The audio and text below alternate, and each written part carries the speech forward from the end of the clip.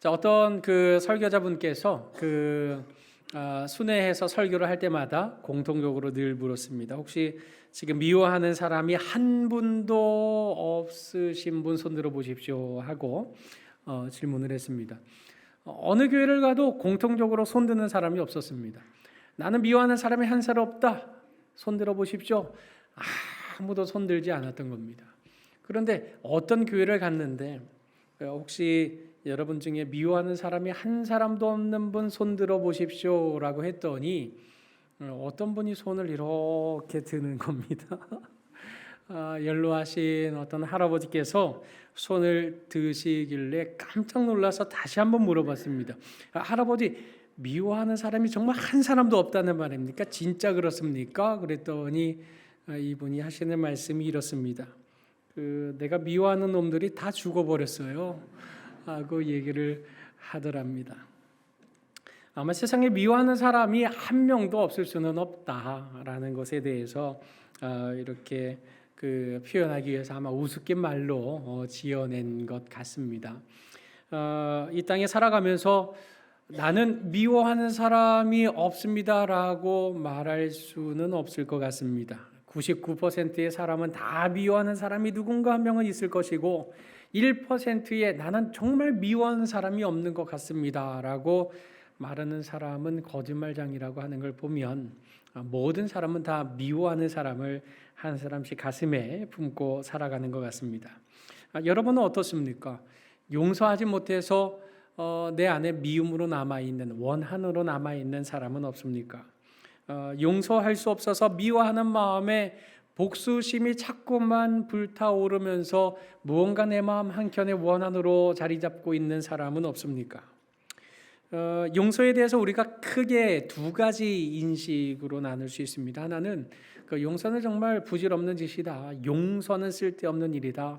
왜냐하면 용서라고 하는 것은 상대가 나를 우습게 여기는 일만 가져오기 때문에 이 용서하는 것은 결코 있어서는 안 된다. 용서라기보다는 그 잘못에 대한 그 책임을 톡톡하게 물어야 된다. 이런 관점으로 용서무용론을 말하는 사람도 있습니다. 그런 반면에 용서는 반드시 필요한 것이다라고 그 필요성에 대해서 절감하는 인식도 있습니다. 용서의 필요성에 대해서 많은 사람들이 예찬했지만 실제적인 필요를 느끼기 시작한 것은 이제 수년 전에 그 상담 현장에서 경험하게 된 용서의 능력 때문입니다.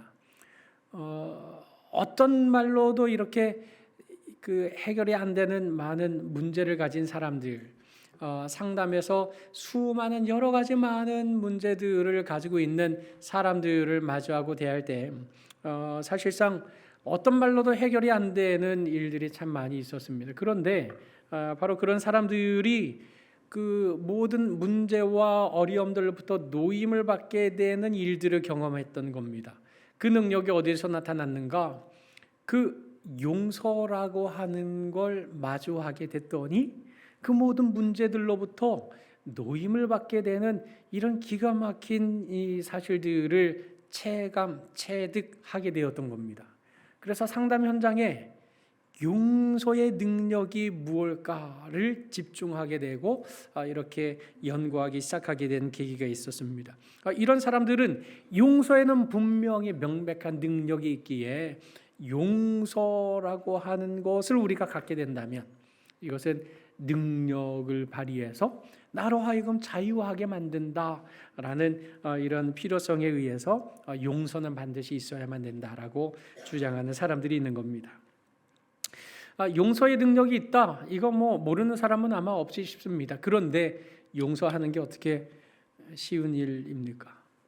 미움을 내버리는 것, 원한을 용서로 녹여내는 것, 이거 쉬운 일이겠습니까? 결코 쉬운 일이 아닙니다.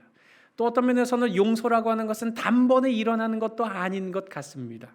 그래서 용서라고 하는 것은 결코 쉽지 않지만 그러나 용서라고 하는 능력이 있다는 사실을 알기 때문에 우리는 용서를 향해서 나아갈 수 있다라는 사실을 또한 인식해야 할 것 같습니다. 눈이 이쪽으로 가신 거 보니까 아이고 나왔네요. 예. 그래서 아무튼 이 용서는 단번에 이룰 수 없는 것이기에 우리가 용서는 과정이다라는 사실로 몇 주에 거쳐서 말씀을 나눠보려고 합니다. 특별히 우리는 용서에 대한 아주 큰 엄청난 자원을 가지고 있는 기독 신자들인 까닭에 용서가 무엇인지에 대해서 오늘 말씀을 통해 살펴보고 또 우리가 왜 용서를 해야 되는지에 대해서까지 상고해 보면서 용서의 능력을 힘입는 우리 모두가 되고자 합니다.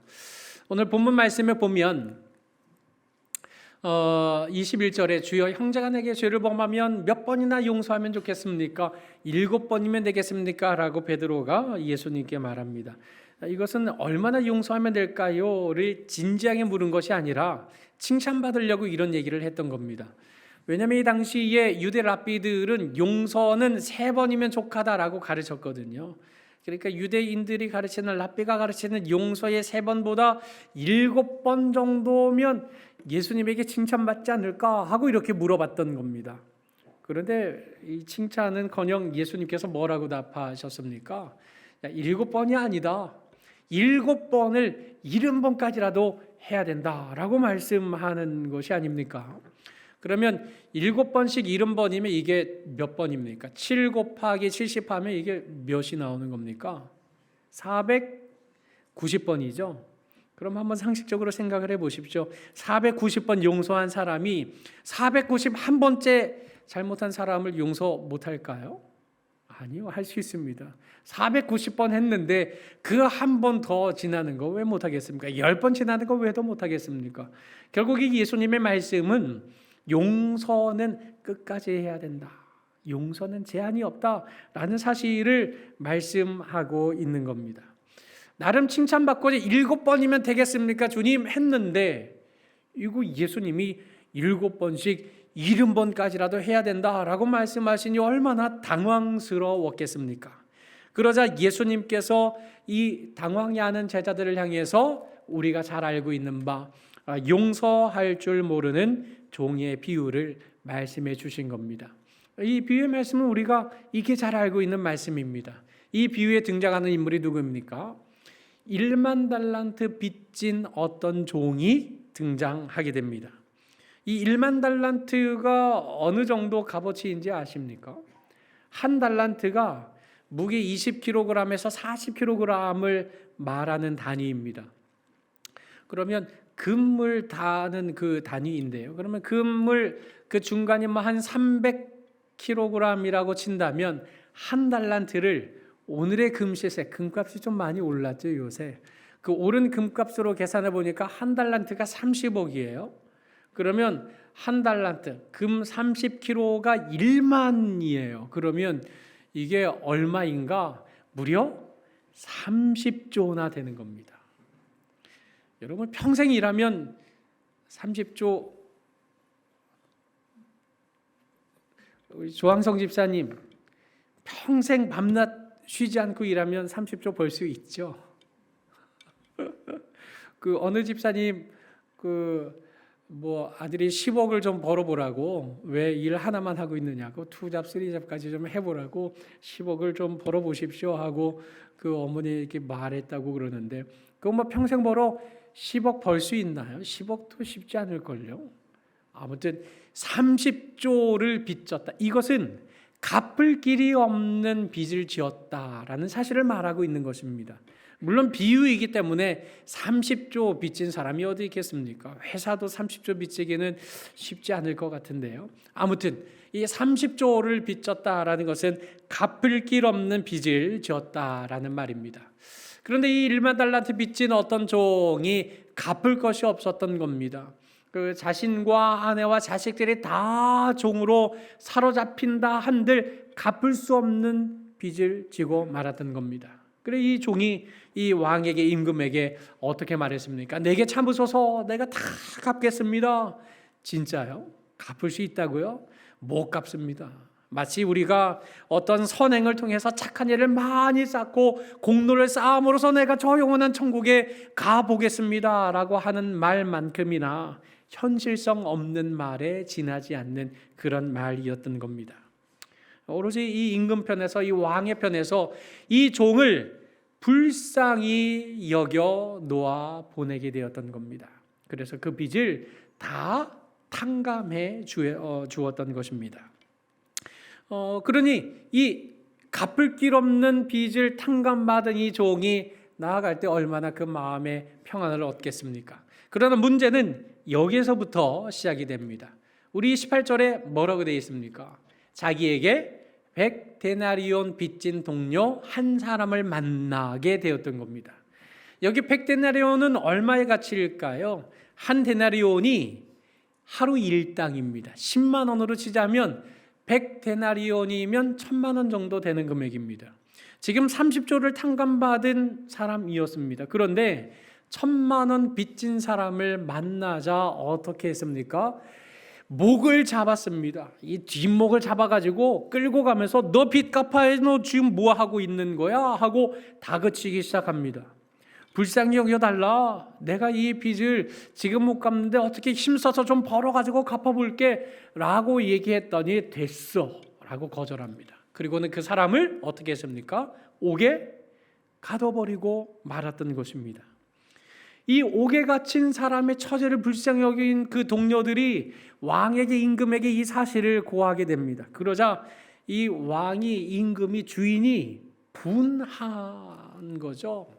악한 종아, 내가 빌기에 내가 너의 빚을 전부 다 탕감해 주지 않았더냐? 그런데 내가 너를 불쌍히 여겼음에도 불구하고 너는 왜 동료를 그렇게 불쌍히 긍휼히 여기지 아니하냐? 너도 내게 받은 바 그 은혜를 너의 동료에게 베풀어 주는 것이 마땅하지 아니하냐 하고 결국 이 악한 종을 어떻게 했습니까? 감옥에 가둬 버리게 된 겁니다. 그리고 이 비유에 대한 최종적인 결론의 교훈으로 35절에 뭐라고 말씀하셨습니까? 우리 한번 같이 읽어보실까요? 시작. 너희가 각각 마음으로부터 형제를 용서하지 아니하면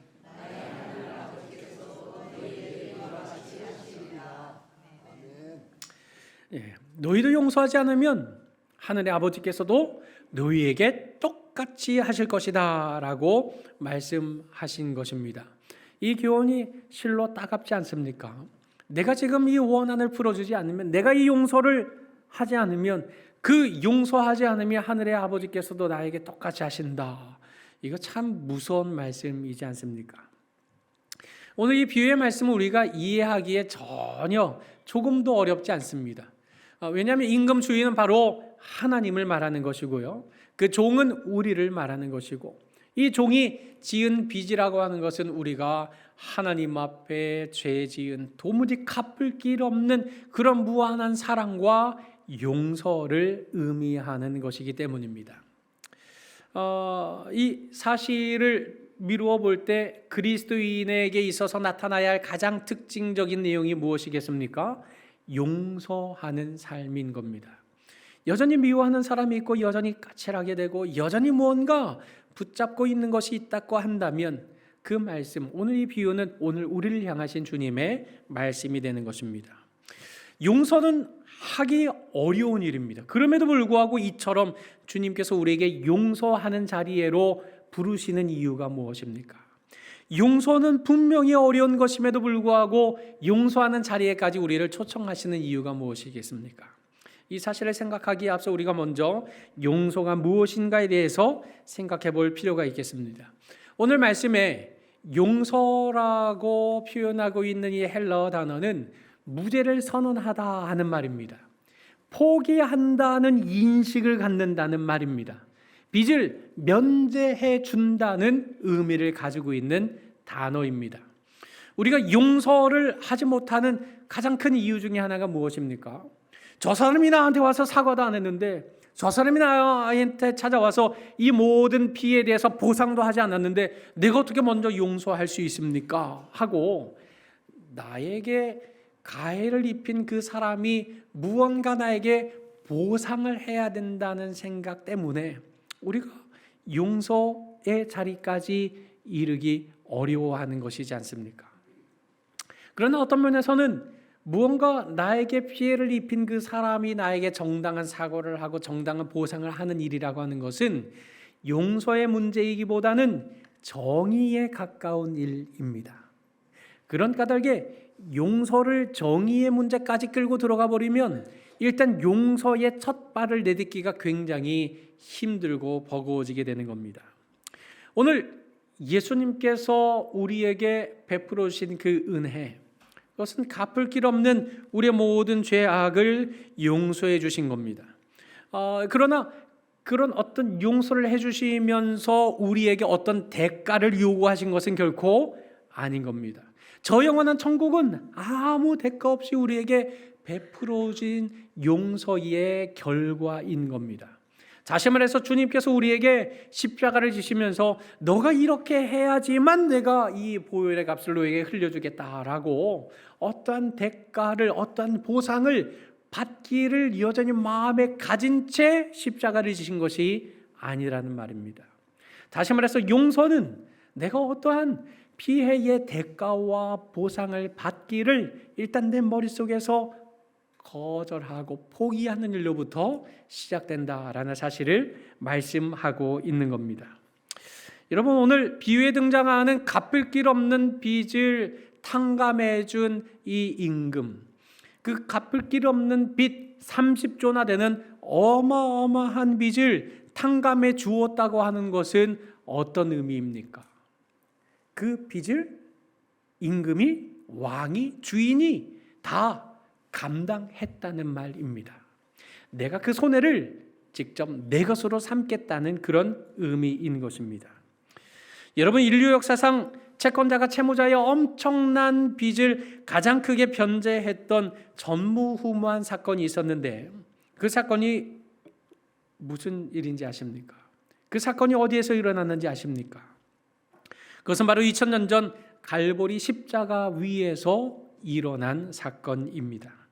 갈보리 십자가 위에서 예수님께서 온 인류의 죄를 다 대신 지시고 당신의 핏값으로 우리의 모든 죄를 속량해 주신 사건, 이것이 역사상 엄청난 빚을 가장 크게 변제한 기가 막힌 사건인 것입니다. 그 십자가 보혈을 흘려주심으로써 우리의 모든 죄를 용서해 주시지 않았습니까? 이 사실에 대해서 사도 바울은 에베소서에서 이렇게 말씀하고 있습니다. 우리 한번 같이 읽어보실까요? 자, 시작. 우리는 그리스도 안에서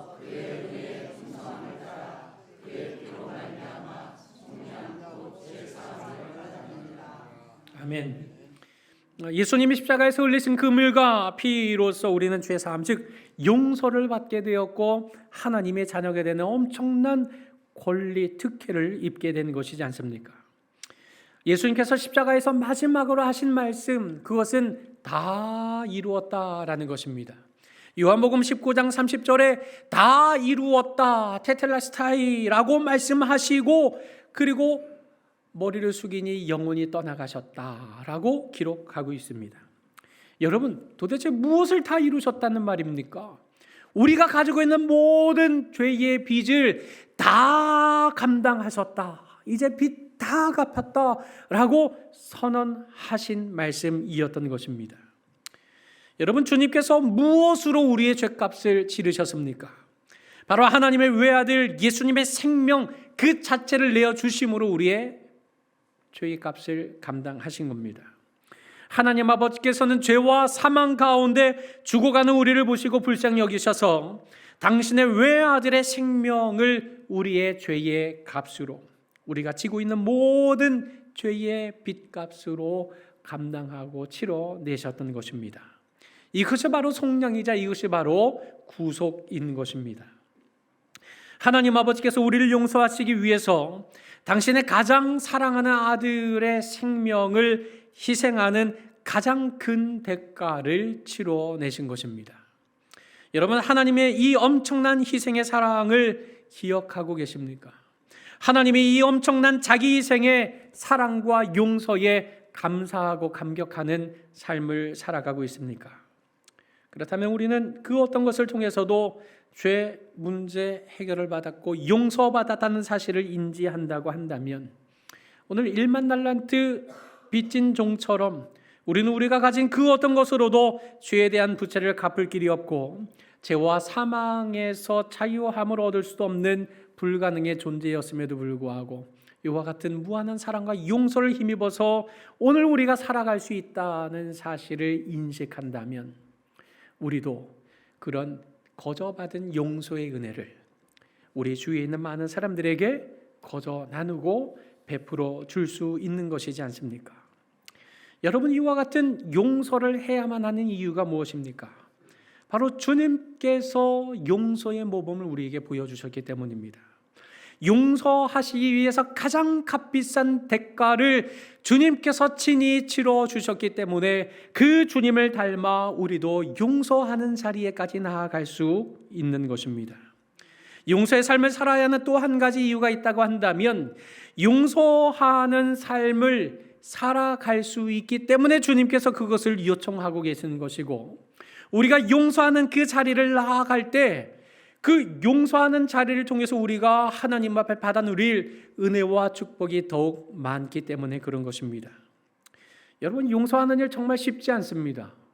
용서는 쉽지 않기 때문에 완전하게 용서할 수 없어서 용서는 계속 끊임없는 과정을 통과해야 하는 일임에 틀림이 없습니다. 그런데 이처럼 어렵고 힘들어서 용서의 과정을 겪어 갈 수밖에 없는 우리인 것을 주님이 모르셔서 우리에게 용서하라고 말씀하신 거겠습니까? 결코 그렇지는 않을 겁니다. 그럼에도 불구하고 이 힘든 용서의 과정으로 우리를 부르시는 이유가 무엇이겠습니까? 그것은 용서할 때 우리가 살아가는 그 삶의 현장이 천국으로 변하기 때문인 것입니다. 오늘 23절에 뭐라고 되어 있습니까? 이 모든 비유를 말씀하실 때 그 전제가 있습니다.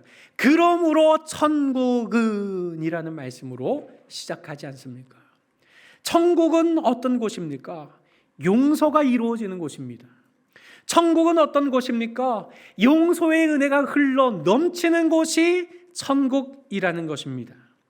여러분, 주님께서 우리의 감당할 길이 없는 죄의 빚을 주님의 십자가 대속의 은혜로 갚아주셨습니다.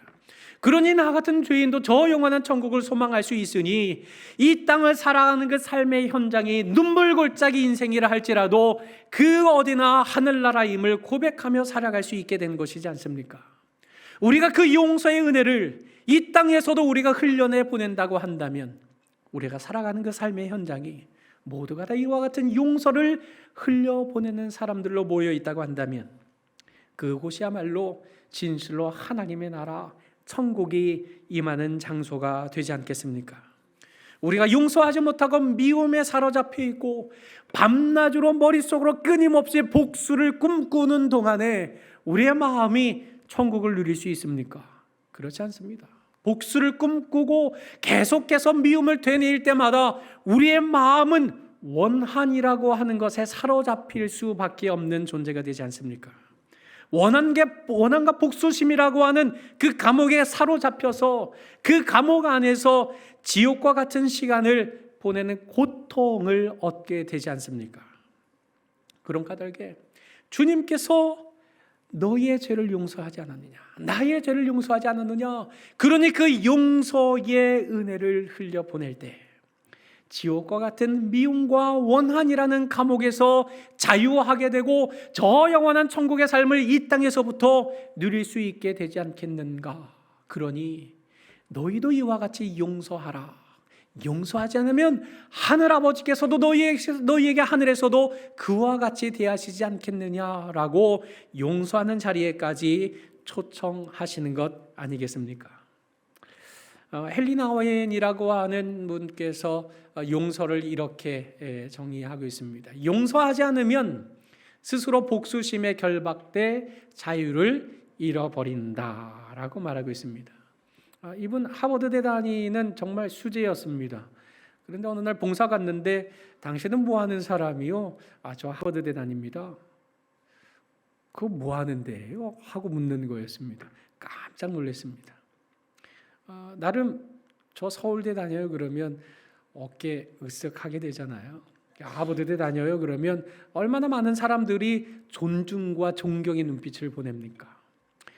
하버드 대학에 다니고 있다는 그 자신의 삶이 그 하버드 대학으로 증명된다고 생각하고 있었던 이 헨리 나우엔이 저 하버드대 다녀요. 거기 뭐 하는데요? 그 왜 다녀요? 이 질문에 정말 뒤통수를 한 대 제대로 맞은 것처럼 느끼게 되었던 겁니다. 그래서 이 모든 것들이 나를 증명하는 게 아니구나. 이 모든 것이 나의 삶을 말하는 것이 아니구나 해서 모든 것 내려놓고 이렇게 목회의 길로 접어들게 된 분이 바로 이 헨리 나우엔입니다. 이 수제 많은 것을 생각하고 많은 철학적인 좋은 말들을 많이 이 책으로도 이렇게 우리나라에 많이 번역되어 있는데, 용서하지 않으면 스스로 복수심에 결박돼 자유를 잃어버리고 만다. 사실이 그렇지 않습니까? 누군가를 미워하고 증오하고 용서하지 못하면 그 피해를 가장 많이 받는 사람이 누구입니까? 바로 미워하고 증오하고 있는 자기 자신이지 않습니까? 그 웃음 치료사로 유명한 이임선 교수님께서 그 한 상담 사례를 소개한 적이 있습니다. 하루는 50대 여성이 그 자신이 운영하는 웃음 치료 클리닉을 방문했던 겁니다. 그런데 방문했는데 표정이 심상치 않은 겁니다. 분노가 서린 얼굴로 그녀가 들려준 사연은 실로 기가 막힌 내용이었습니다. 이 여인은 25년 전에 양가의 반대를 무릅쓰고 그 사랑하는 남자와 결혼을 하게 된 겁니다. 빠듯하게 살면서 고생 많이 했던 겁니다. 그런데 그래도 행복한 시간들을 보낼 수 있었습니다.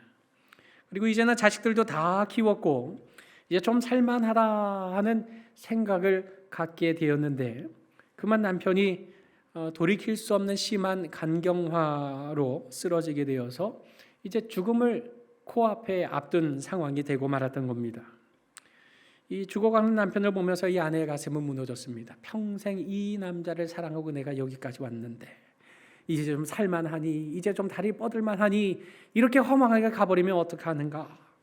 죽어가는 남편을 어떻게 하면 사랑할 수 있을까, 더 기쁘게 할 수 있을까 고민했습니다.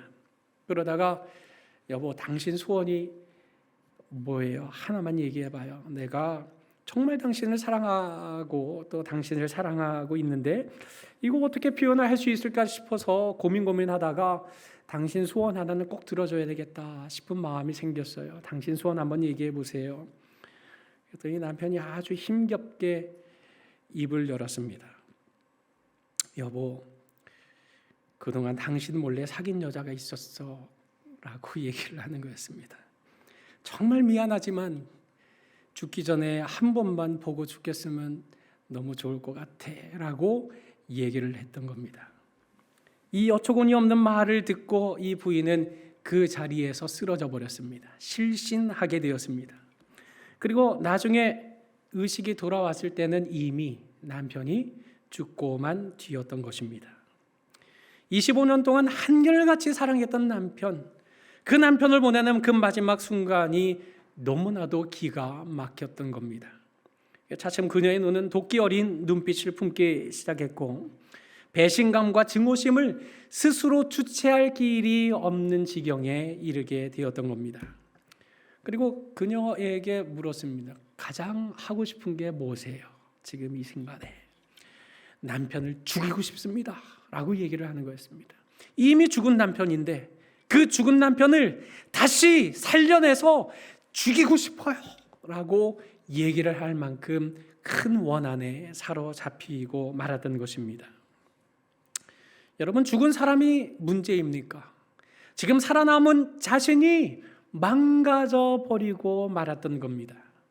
용서받아야 할 사람이 문제가 아니라 용서를 해야 할 내가 망가져 버렸다는 것입니다. 어려움을 당하고 망가져야 할 사람은 나에게 잘못한 바로 그 사람이어야 하는데도 불구하고 오히려 어려움과 억울함을 당한 내가 망가지고 있는 것입니다. 여러분, 이게 얼마나 모순입니까? 그런데 안타깝게도 이게 현실이지 않습니까? 적지 않게 많은 가해자들은 자신이 가해를 준지도 모릅니다. 그런데 피해자 홀로 가슴 아파하고 원한에 사로잡히고 미움에 사로잡혀서 고통스러운 지옥과도 같은 시간을 보내는 일들이 얼마나 비일비재합니까? 여러분, 용서하지 못하면 가해자가 망가지는 것이 아니라 피해자인 내가 망가지고 마는 겁니다. 상대방이 아니라 내 마음이 피폐해지게 되는 것입니다. 내 심령이 분노와 미움으로 가득 차서 원한으로 가득 차게 되면 기도하는 문마저 꽉 막혀버리는 지옥과도 같은 시간을 통과할 수밖에 없게 되지 않겠습니까? 여러분이 죽은 남편을 다시 한번 살려내서 죽이고 싶어요 라고 이렇게 원한과 분노에 사로잡혔던 이 여인도 그런 분노의 독을 다 쏟아내고 죽은 남편을 용서하고 나서야 마침내 상처받은 마음을 치료하고 웃음을 회복하는 자리까지 이르렀다는 이런 사례를 읽어본 일이 있습니다. 사랑하는 서부경향의 성도 여러분, 우리는 갚을 길 없는 죄를 예수 십자가 대속의 은혜로 탕감받은 용서받은 자들입니다. 이처럼 놀라운 사랑과 용서의 자원을 가진 우리들이기 때문에 세상은 자기 살기 위해서 용서하겠다고 나설지는 모르나 그러나 우리는 그 십자가의 용서와 그런 놀라운 한없는 은혜와 사랑을 받은 자들인 까닭에 그 무한한 자원을 가진 사람으로서 실로 용서를 그 누구보다도 실천함으로써 그 어디나 하늘나라임을 노래할 수 있는 삶을 누릴 수 있는 존재로 부름받은 것입니다. 그러나 용서가 단번에 되는 것은 결코 아닙니다. 용서와 정의의 문제를 해결해야 되고 또 용서와 화해라고 하는 문제를 해결해야만 하는 것입니다. 어떤 일은 단계를 거쳐가면서 끊임없이 우리는 용서를 향해서 나아갈 수 있고 마침내 완전한 화해의 자리를 향해서 비록 완전할 수는 없지만 완전한 곳을 향해 나아가면서 우리는 천국을 누릴 수 있는 자로 부름받은 것입니다. 용서는 끊임없이 이루어져야 합니다. 우리가 감히 주님과 같이 완전한 용서에 이룰 수는 없다 할지라도 그러나 우리는 끝없는 용서의 과정을 통과하는 가운데 저 영원한 용서의 은혜가 우리의 마음을 적셔서 감동하고 그 어디나 하늘나라임을 노래할 수 있는 삶으로 부름받은 자답게 우리가 살아가고 있는 삶의 현장을 우리의 가정과 우리의 직장과 우리의 삶의 모든 자리에 용서의 손을 먼저 내밀므로써 우리가 사는 이 땅에 하나님 나라가 임하도록 하는 이 일을 우리는 할 수 있는 존재로 부름받았다는 사실을 우리는 기억해야 하는 것입니다. 그러므로 너희가 각각 마음으로부터 형제를 용서하지 아니하면 나의 하늘아버지께서도 너희에게 이와 같이 하시리라 하는 이 말씀을 따갑게 가슴에 새기는 가운데 우리에게 베풀어 주신 거저받은 용서, 우리에게 베풀어 주신 그 한없는 사랑, 이것을 내 삶으로부터 흘려보냄으로써 천국의 삶을 이 생과 내 생에서 충만히 누리는 우리 모든 성도님들이 되시기를 주님의 이름으로 간절히 축원합니다. 우리 시간에 함께 서원과 결단의 기도를 하도록 하겠습니다. 먼저는 나 같은 죄인을 십자가의 사랑과 희생으로 용서해 주신 주님 감사합니다 하고 무한한 용서와 또 한없는 사랑을 베풀어 주신 은혜에 감사 기도를 하시고 아울러서 마음속의 원한이 누구에게 향해 있습니까? 어떤 일에 지금 원한을 아직 품고 있습니까? 주님, 원한에 매여 있는 나에게 자유를 허락해 주십시오. 특별히 용서의 과정에 도전할 마음과 결단을 허락해 주셔서 용서를 향해서 오늘 이 시간 말씀 붙잡고 한 걸음만큼이라도 옮길 수 있도록 주의 은혜를 더하여 주시옵소서라고 우리 이 시간에 주님 내 안에 함께 찬양하고 함께 합심해서 기도하도록 하겠습니다.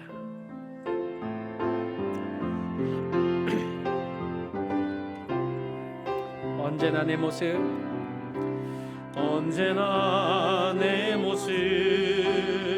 너무나 부끄러워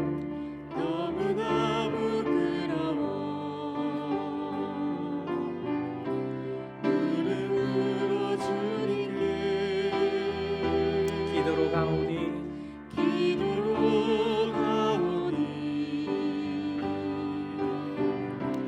나 홀로 서 있는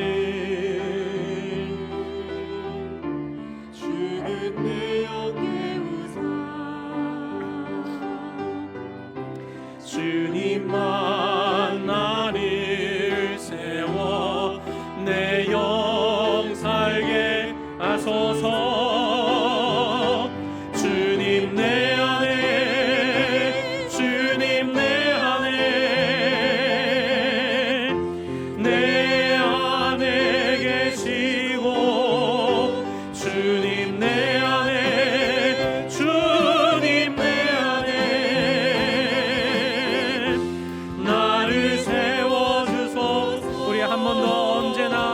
모습 언제나 내 모습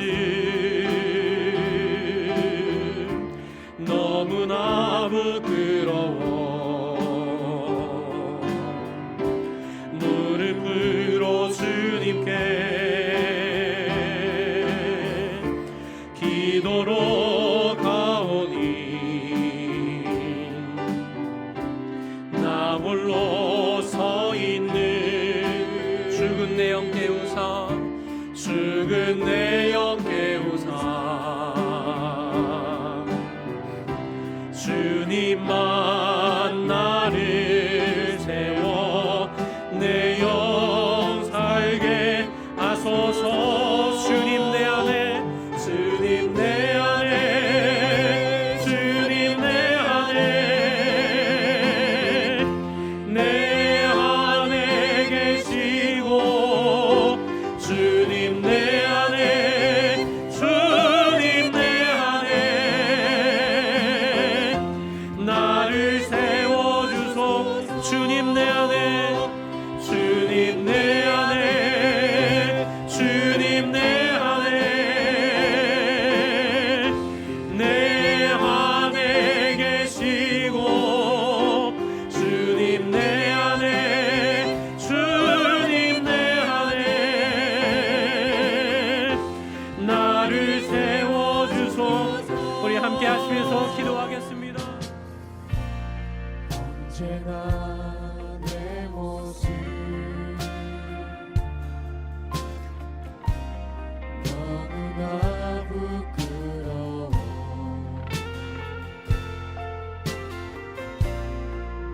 무릎으로 주님께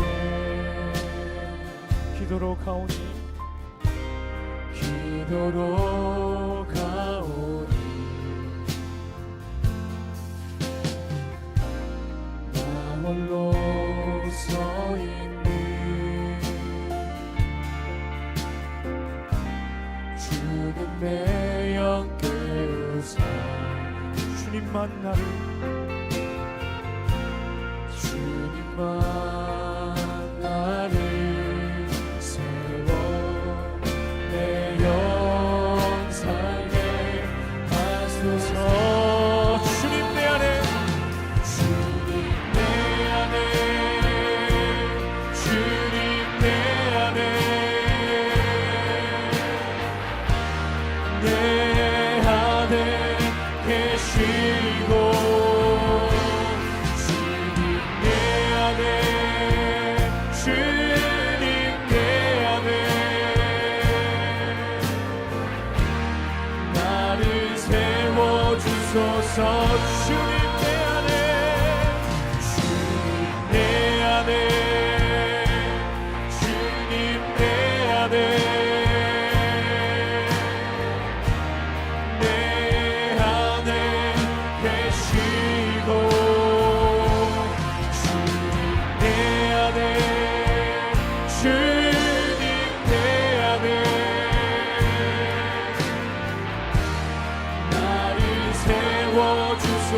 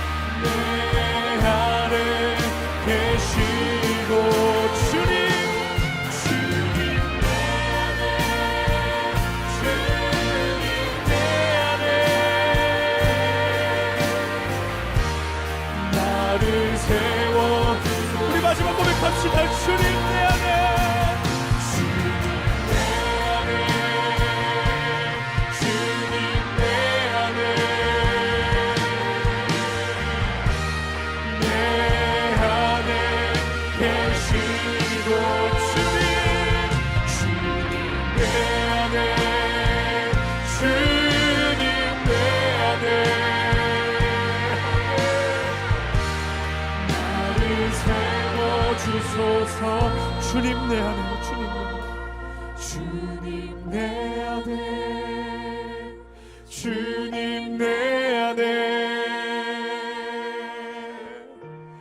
내 안에 계시고 아멘 주님 내 안에 주님 내 안에 나를 세워주소서